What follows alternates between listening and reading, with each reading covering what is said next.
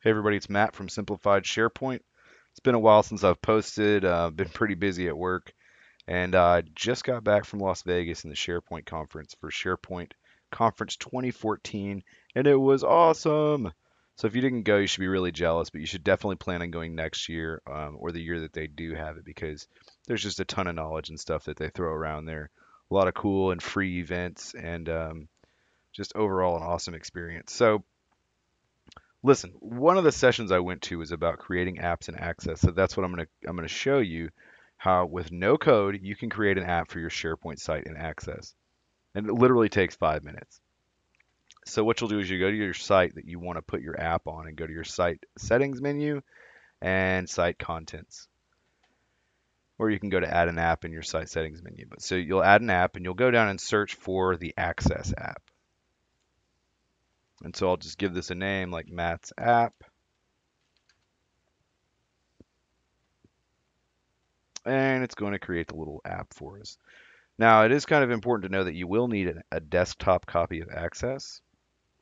And if you don't have that, it'll actually give you a link to download it. So we'll just wait for this app to finish provisioning here.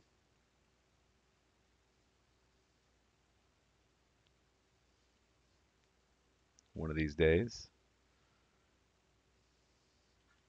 All right, and it's done. So you'll click on your app here. It'll bring up this page that says, hey, working on it. Okay, so this is where it says, well done, you've created an Access app. The cool thing about these apps is that it's not actually stored in Access. It actually stores your data in your SQL server. Now, if you're on Office 365, that really isn't a big concern to you. But if you're on-prem like I am at my main job, Access is the bane of the IT department. This changes everything. It keeps all your data in SQL and allows the familiarity and the functionality of Access that users are familiar with. So click on Open this app in Access. If you don't have it, you can download the free trial. So it'll pop up this window. We'll click Open. It'll run its little scan, open it up. It'll say, hey, if you open this, it's gonna do some stuff. Click Don't Show this message and click OK. And you should, once it opens the app, it's going to pop up. It's going to say, all right, let's create some tables. And that's basically how you're going to use and organize your data as you normally would in Access. Now, the cool thing about this is because it's integrated with SharePoint and Office 365 or on premises in some people's cases, you can actually use a SharePoint list for a table. So it's really freaking awesome. So here, hopefully this will not take too long. And I'll just pause the video until it comes back. Oh, no, here we go. So you can go ahead and create a new table with the new table dialog. Click on that. It'll pop up and say, hey, what do you want to do? But really what you want to do, you can use Access. So if you already have an existing Access client database, you can use that. You can use an Excel workbook. You can use a SQL Server or ODBC connection, a text or CSV file, or a SharePoint list, which is really cool. Those are pretty self-explanatory. It'll pull the data in or it'll keep a link there. So in this case, what I'm going to do is use one of these built-in templates.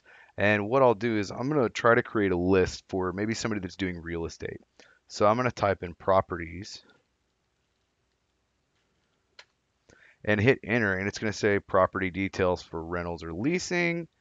I'm going to do properties for sale. So I'll click that, and it's going to create the tables and the views for me right off the bat.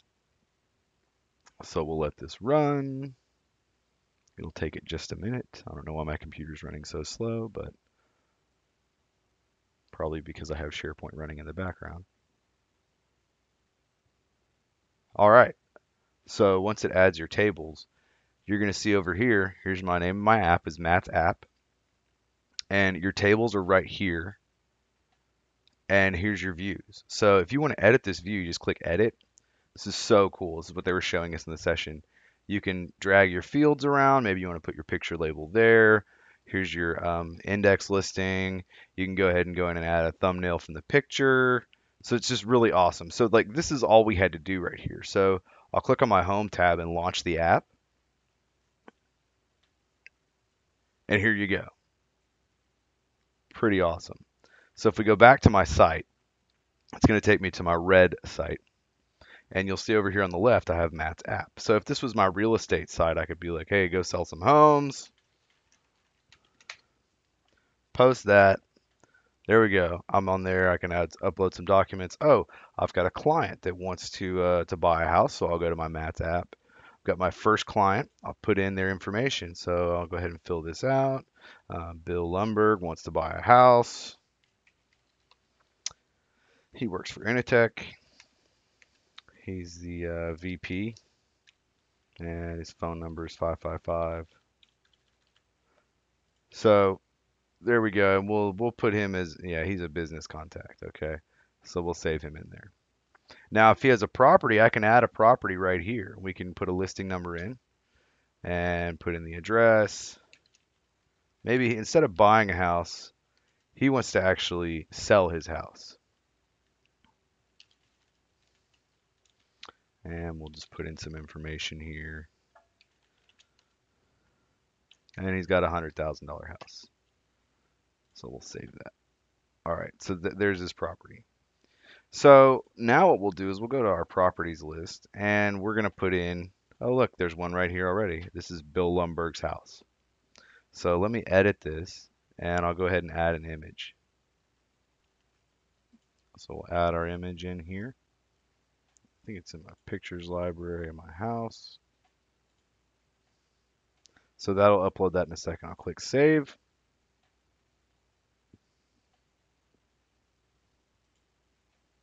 Come on, save.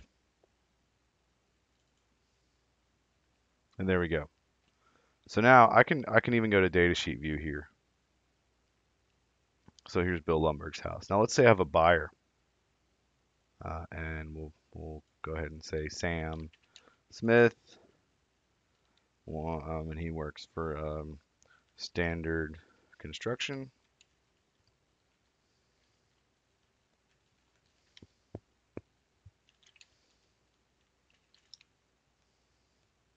Save him in there. And you can put in your agent. So you can actually go in and add a new property, and we'll call this 0002. And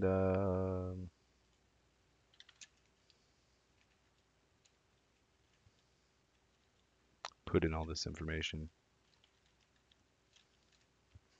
Floridaville, Florida. And so what you can actually do is go in here, and these are the coolest fields ever that they just created. It's sort of like a combination of a drop down, a search, and a fill in the blank. So if I click into owner and I type in B, I can either have use this as an owner or I can add a new item. So you can basically go in and enter a new one and save that. And then it'll, you can enter a new one or we can, so it automatically lists this under his properties. I think you get what I'm showing you here. So I can go back to my site and then I can go right back to my app here. And so all of this stuff is created in literally just a couple of minutes.